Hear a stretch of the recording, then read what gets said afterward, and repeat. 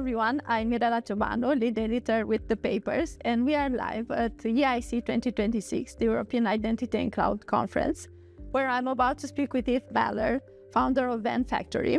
And we are going to talk about digital identity, seeing it not from a compliance or risk management or technology perspective, but also as a business enabler. And I'm also excited to learn. So I had prepared some questions, but I need to go first to mastering digital identity from risk to revenue. So Yves, happy to have you here with us and tell us about your latest book. Well, I appreciate the chance to speak with you again. It's always lovely. And yeah, I have a new book out and it's about identity. And that's what I've been doing for, 26 years. So maybe not a surprise. But Mastering Digital Identity from Risk to Revenue is maybe an unusual book about identity because it's not written for the practitioner or even the identity leader. It's written for the CEO, maybe the board members, their C-suite, not necessarily, say, the CISO who might own identity responsibility, but all the others. Because what I want to do is convince them of the importance and power of identity and some of the risks when we do it wrong. And we see all the risks and the consequences all around us. So yeah, I just published it April 23rd, and I'm thrilled to be at EIC, where I'll actually have a book signing here, my first book signing. Oh, nice. And what was the public reaction so far? I mean, we have almost 1 month since it was launched. Yes, and the reaction has been very gratifying and heartening. And one of the things I've learned is that the people who are responsible for identity and who know about cybersecurity are my champions. So I'm discovering that they're excited to pass the book along, to share it with their executives, to kind of share the love and hope to accelerate identity strategically, as I so much want to do for every enterprise. Yeah, our readers, as you know, they are more, let's say, in the financial side, in financial industry. And many times when I speak with chief technology officers or CISO, and also with CEOs and people in the business area, I noticed that, there is this not necessarily silo, but people are speaking different languages. Yes. And taking this idea together with how is digital identity or identity work understood. Yeah. How do you comment on this? Because you often say that identity work is essentially yet frequently misunderstood, deprioritized, or caught between the competing functions. Why does this happen? Why does it happen? Well, everything has to live somewhere in the organization. And despite all the attempts to do matrix management and so on, we tend to organize our businesses in terms of hierarchies. And so maybe it's the security function that might own identity, or it might own workforce identity, and maybe it's a product function that owns consumer identity or customer-facing identity. And the real challenge is that identity as a technology is associated most closely with security protection, privacy protection, maybe fraud protection, certainly in a financial services context, fraud. In fact, sometimes a fraud organization will own identity, particularly for that reason. But there's so many facets to what this, seemingly simple technology can do. And I think of those as jobs to be done. So in product management theory, we have this concept that Clayton Christensen came up with called jobs to be done, where you look for kind of the higher purpose for which a product is used. And when I looked seriously at it, I've been talking at EIC about this for a while, I realized there are 4 big jobs to be done by identity. And one of them is protection, security, privacy, fraud, other kinds of enterprise risk. The next one is personalization. I give them all the letter P so that I can remember them. Hopefully it helps other people too. And that's the market-facing aspects. When you're trying to sell more. Banks have that, fintechs have that, everybody has that. The third thing is payment. And I use that to stand for everything transaction-facing. Yeah. So again, very relevant. The fourth is people. And that's what people want out of technology. They never asked for a login. They didn't ask to be assigned a username or to have to pick a password. We impose these things on people, but people want convenience, value, sharing things, but not sharing everything with everybody. And so those 4 aspects make identity a singularly complex kind of solution, because if the CISO owns it, well, their metrics that they're trying to deliver on are not going to relate to most of those things. They're not experts in it. And I've talked with CISOs when I was researching for the book who are like, I don't know the first thing about UX, and I don't really care. So designing the right way to bring identity to an enterprise in the way that does accelerate their strategic objectives and accelerates their market-facing endeavors and makes them more secure. Those things, it's hard to do all of them at once unless you have the right mindset and you have the right authority to do so. And so I structure identity as a kind of a product that is facing the enterprise, and it turns the stakeholders into customers for that product. That mindset shift is everything, in my opinion. So in a way, the stakeholders should have this mindset so that they can contaminate the CISOs, the CEOs, the one that are focusing on product, and they kind of need to grasp all these 4 P's: protection, personalization, payment, and people. Yes. And are there organizations that get this right? So are there stakeholders that contaminate the right information? What are the most common pitfalls to achieving this? Yeah, so I have been discovering the thing that put this concept into my mind about identity being a product facing customers first came to mind when I was working with one of my customers at ForgeRock. So I was at a vendor, I was working with a customer, it was a big bank, and I discovered that they had an unusually mature view of the impact of identity for their organization. And they had somebody who was an identity leader whose role was conceived as being a product owner. And I loved that so much. And it sort of stuck with me that there are a few organizations that are reaching this higher level of maturity and realize how strategic it can be when you try and satisfy all those needs of the organization. And it turns out there's identity technologies, there's identity solutions, there's patterns that you can apply when you have that product mindset. For example, you start managing not on an incident by incident basis, which is the security kind of protection view, not on a ticket basis, which is if it's in IT, if the CIO owns identity, you tend to think of the day-to-day. You need to have the broader view with a roadmap that slots into what the organization is doing with its larger roadmap. So I was discovering a few product owners of identity who are very skilled and mature and sophisticated in what they're doing with what's possible. Oh my God, it seems this function is similar to raising a child, because you want it to be an independent physical being from you, but also to have their cognitive capabilities, emotional capabilities, and be a full human, not just a mini robot that is your extension. I love it because, the people dimension is the one that gets the least love. Yeah. The human-facing aspect. And identity is about human. Identity ultimately is, despite all the talk, like I went to a non-human identity workshop this morning, NHI, very popular, has its role. But what it misses is most of those other aspects. Like you focus on protection. There's a hidden 5th P, by the way, productivity. Oh, yeah. Which everything that the organization does needs to be productive and efficient, cost-effective. And so it's not special about identity. Everything needs to just kind of hit those goals.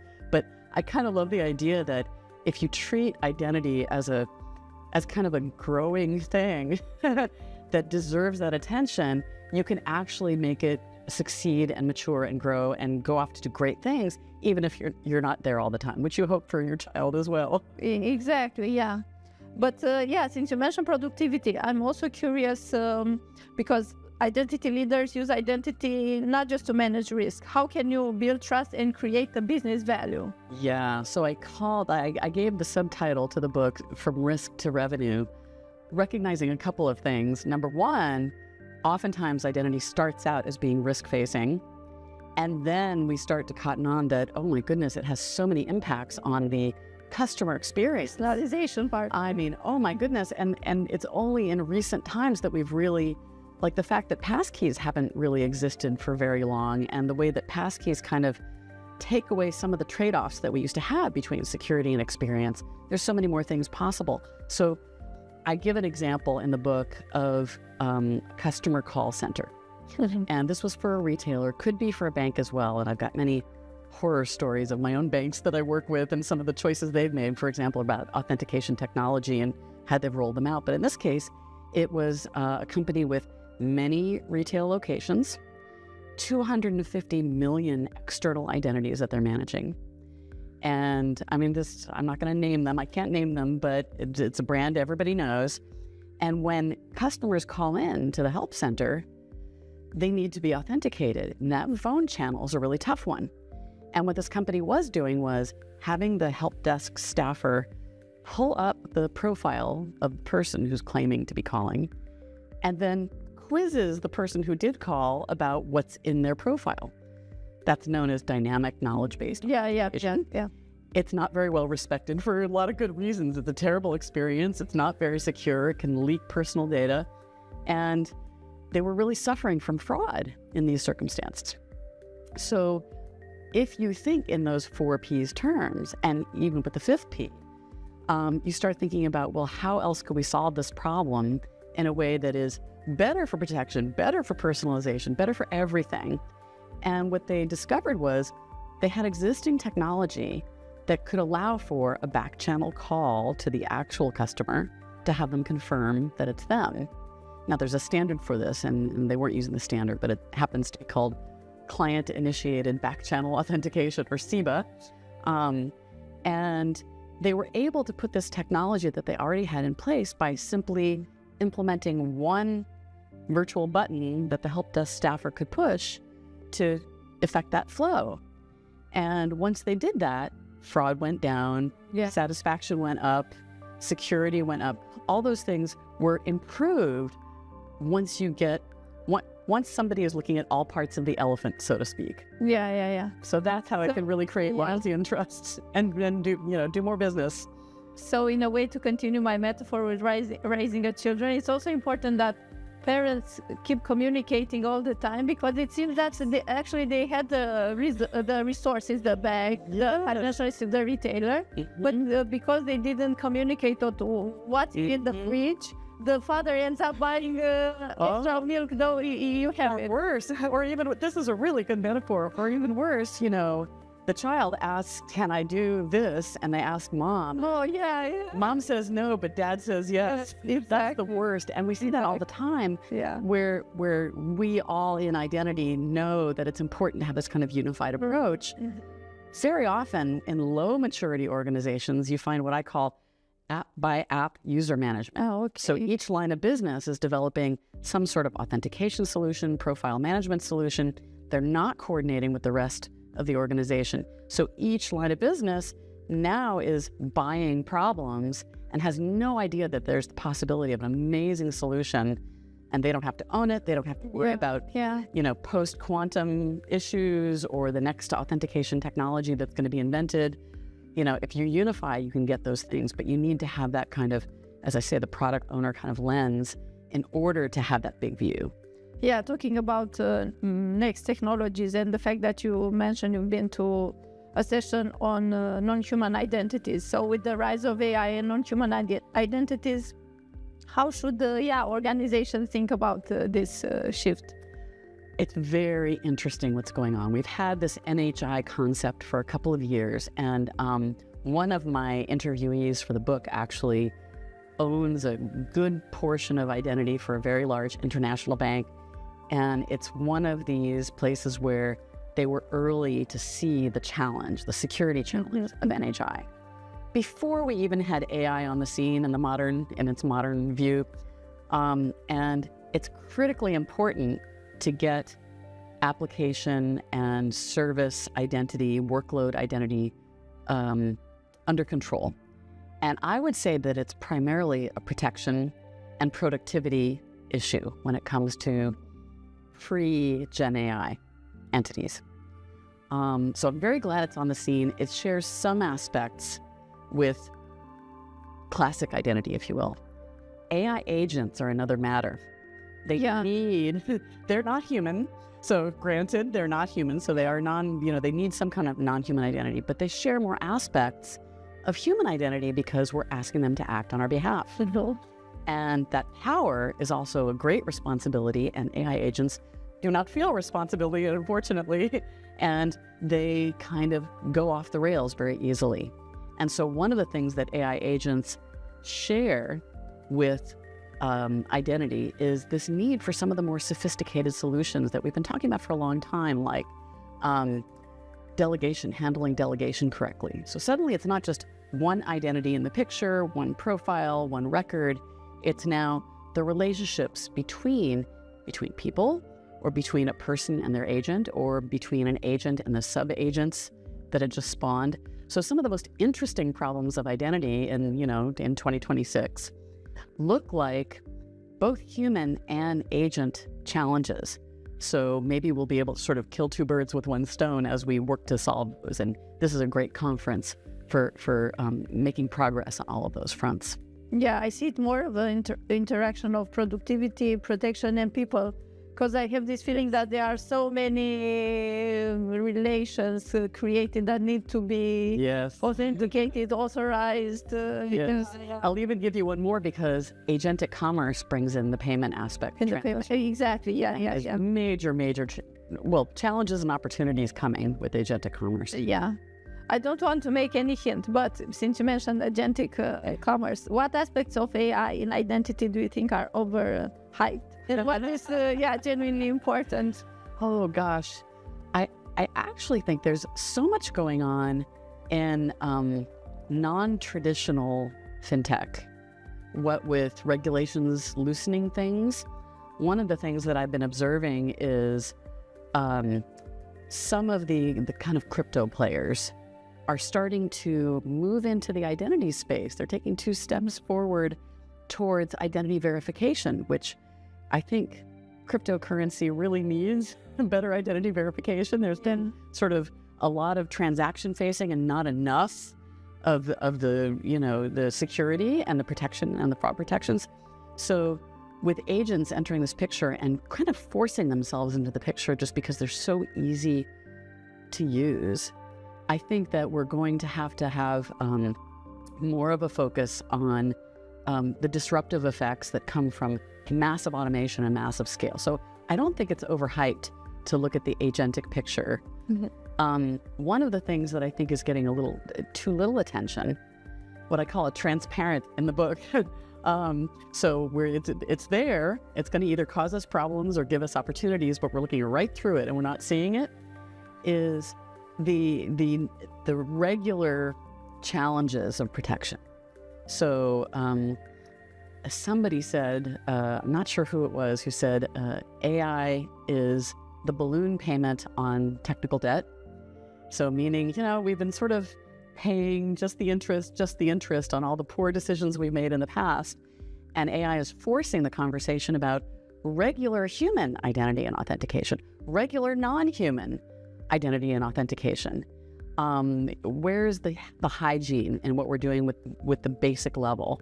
Because if we don't get that straight, agents are going to expose those weaknesses, those vulnerabilities. In a way, I think it's similar to that software Mythos, or how is it called? Mythos, yeah. Exactly. That discovers the vulnerabilities of software back 20-something years ago. Yes. So in a way, the same, to make a parallel, the vulnerability with digital identity and being solved some time ago, now may be exposed.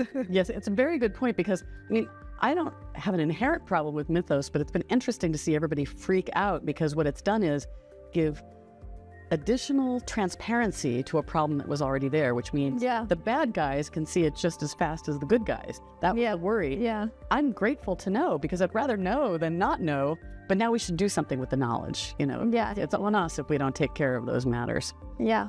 And speaking about knowledge and being at EIC, what are you excited about? What topics would you like to learn, explore more during the next days? Yes, so there's a number of things. Number one, the EU identity wallet situation is now, we're finally here. We're looking at the preparations for going live. And I'm very interested to kind of do a temperature check on the use cases and particularly the business models, because it's something that I've been sort of poking at for several years. A couple of years ago, I did a talk, maybe we talked about this at the time, around credentials, each individual credential as a product. You can see a theme here. Yeah. I like everything as a product because it focuses us on the business realities. So that's one. I want to see how it's really going and where the gaps are. And the second thing is passkeys at production scale. So there's going to be a few talks here about that. And I think it's really interesting as the trade-offs start disappearing to see how we're doing. So those are two topics I'm tracking, but there's many more this week as well. Yeah, great. This in a way gives me material for next year's episode. There you go. Because in our beginnings we talked, I think, about open banking in US, in Europe. Mm-hmm. Then last year we had some discussions around what happens with our data when we die. Mm-hmm. This year we see digital identity as a product, as a business product. So every year there is something new. So next year we'll talk about the digital wallets and their business case. Very cool. And more. Thank you, Eve, for today's discussion. And yeah, enjoy the event. Thank you so much.